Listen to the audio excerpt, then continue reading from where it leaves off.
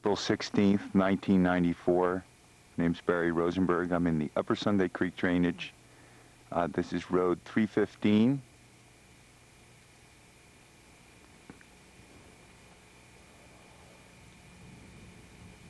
We're looking down into the below Road 315 into the Tom Creek drainage. Tom Creek flows right through there, those trees. As you notice, Tom Creek has been heavily clear cut over.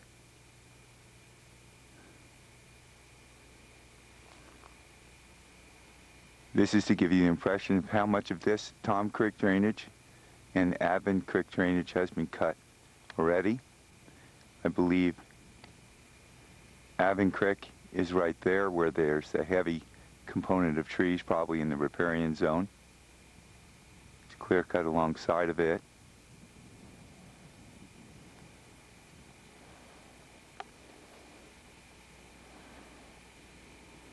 I'm standing in the middle of a clear cut, doing a 360.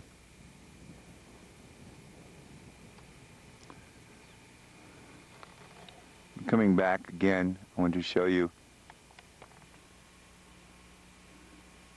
Sunday Creek is right there.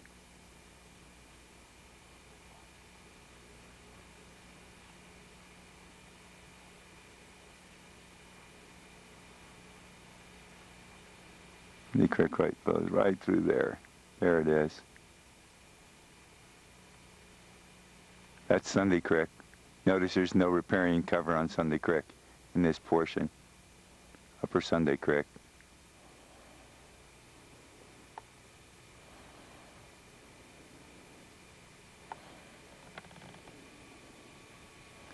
And now I'm going to go back to where we left. Continue the 360.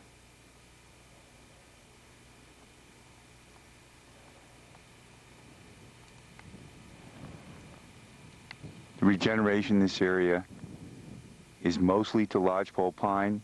The spruce that's regenerated here, for the most part, is having a very hard time, not showing good signs of leader growth. Whole hillside, whole sections of hillside are still deforested. The junction, Road 315, 3729, where these photos were taken. Road 3729, it's supposed to be closed.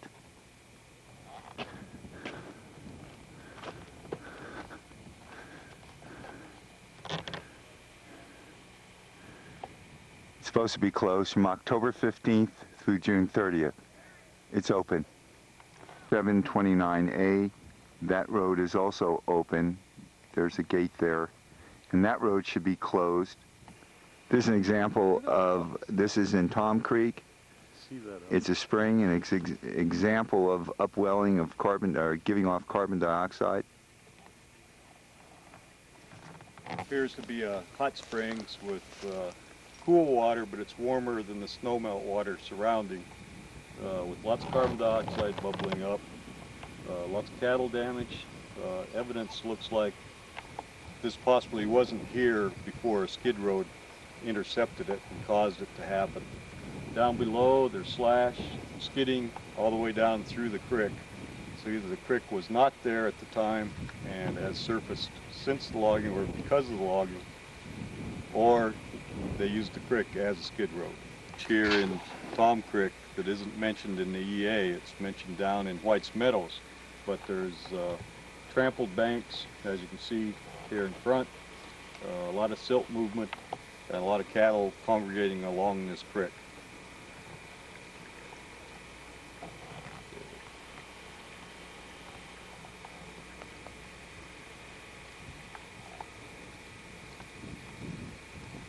Barry, this is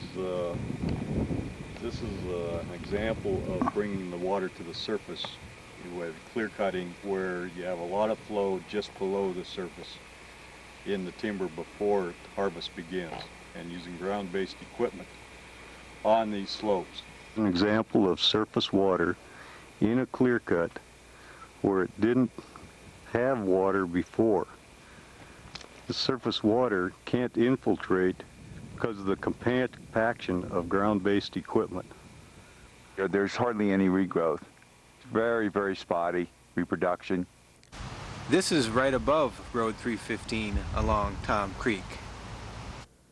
And the regrowth here is probably 6 feet tall, 7 feet tall, and it's about 12 years old. Not real fast reproduction, not showing good signs of recovery. Mostly, almost exclusively, lodgepole pond. Here we are at the junction of 3710, 315. And notice the deposition of bedload sediment building up a small delta at the mouth of that tributary. Also, right here. And what distinguishes this from the rest of the stream of Sunday Creek is that Sunday Creek is made up of big rock.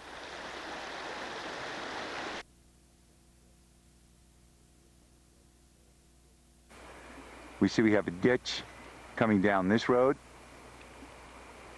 running into the culvert.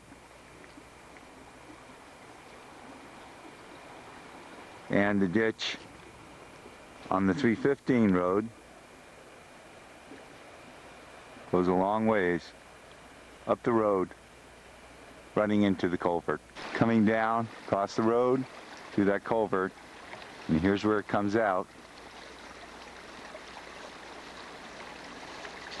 Pretty much right there where it comes out of the culvert. As you can see, it's quite cloudy. These two ditches end up in Sunday Creek right below the bridge.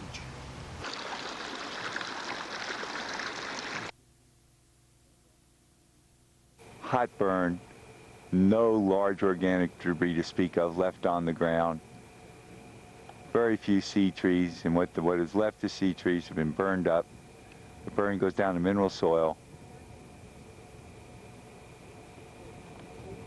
A typical fresh clear cut, probably what a lot of those older ones look like that we filmed earlier.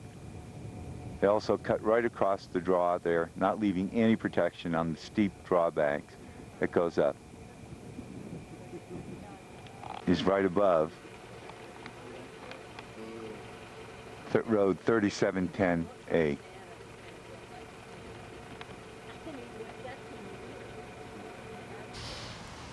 This is typical of riparian zone abuse of Upper Sunday tributaries, not considered in cumulative effects water quality discussion in the environmental impact statement. This is another example of stream where the whole drainage has been cut, including all the riparian. You can see all the running water running down where skid trails have skidded right down where the creek is. Lots of gravel movement here as we go on down towards the main road with a lot of movement and a lot of water off of this cutting block. This is Paul Creek right above the main road 315. As you can see, the water is laden with sediment from roads and clear cuts in the Paul Creek drainage. The silts and sediment will end up in Sunday Creek. You see there's a lot of sediment building up in the creek because of the backwater. And also, you look at the culvert, it looks like it is undersized and it's barely handling the flow for this creek. This is Paul Creek again, just at, notice the cutting in the riparian zone. Obviously they cut these trees.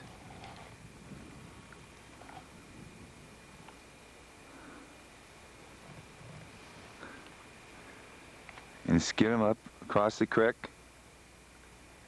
onto the road.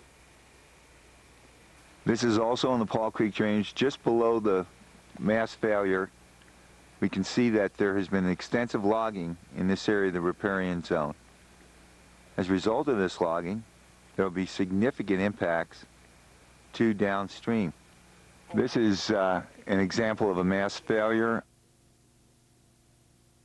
I think it's a little bit above the mile marker, also in the Paul Creek drainage. Here's the water coming in just up ahead of the mass failure. And as we follow it down, you notice it was clear coming in, and then down below it,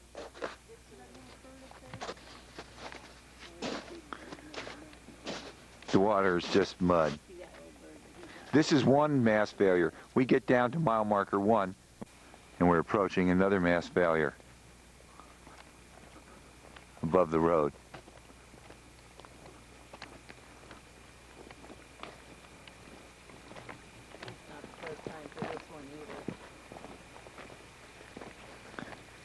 This is another significant impact that was not calculated in the cumulative effects analysis of the upper Sunbury timber sales.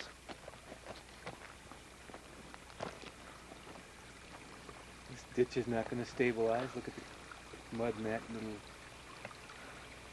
newly formed creek. As you can imagine, it's putting a significant amount of sediment, fine sediment, not carbonate, silts, into the creek. Here's a small little spring that was uncovered by the road and by the mass failure that's going to probably continue to cause additional mass failures to this area. This piece of ground is becoming super saturated and just slipping. Below the mass failure.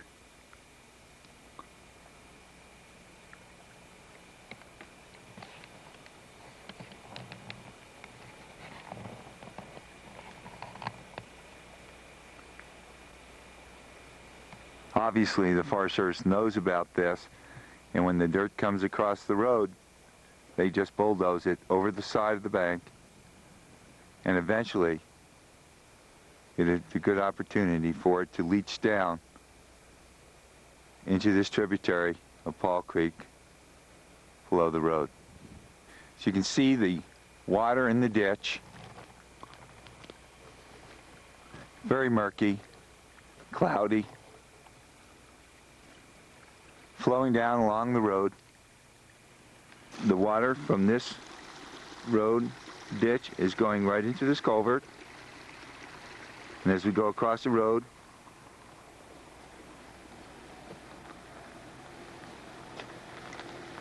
we see it empties out right here, flows down,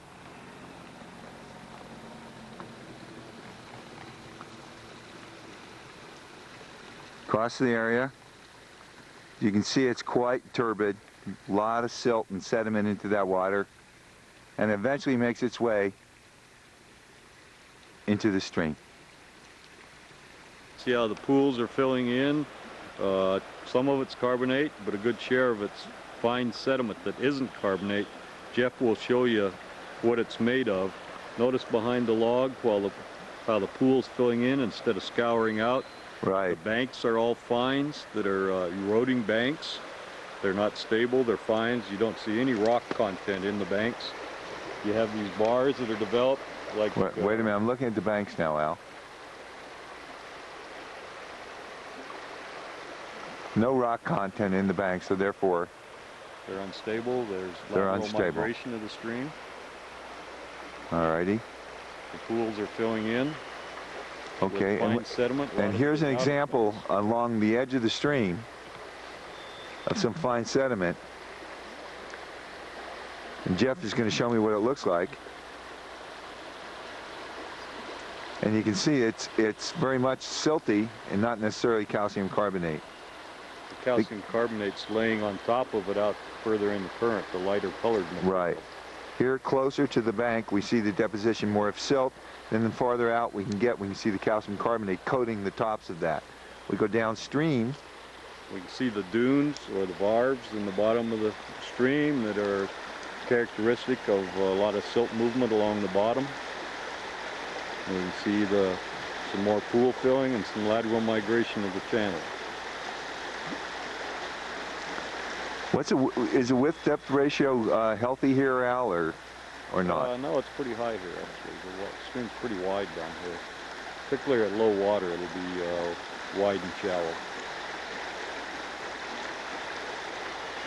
So what would you say? There's quite a bit of sediment moving down to this lower reaches of the stream below the falls?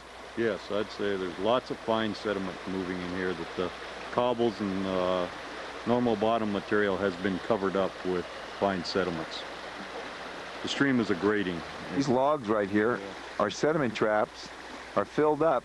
We can look right between these logs. We can see that they're filled up, and up in front of them, where there should be scouring pools, they're grading. They're increasing in sediment deposition. These streams are not stable. This is below the falls, below the cumulative effects analysis, but as we've seen up in Paul Creek and Lewis Creek, that we're having problems. We're having mass failures. There's been abusive logging practice, which is causing a great deal of sedimentation to enter the stream, plus the fact that most of those drainages are probably at least 50% cut over.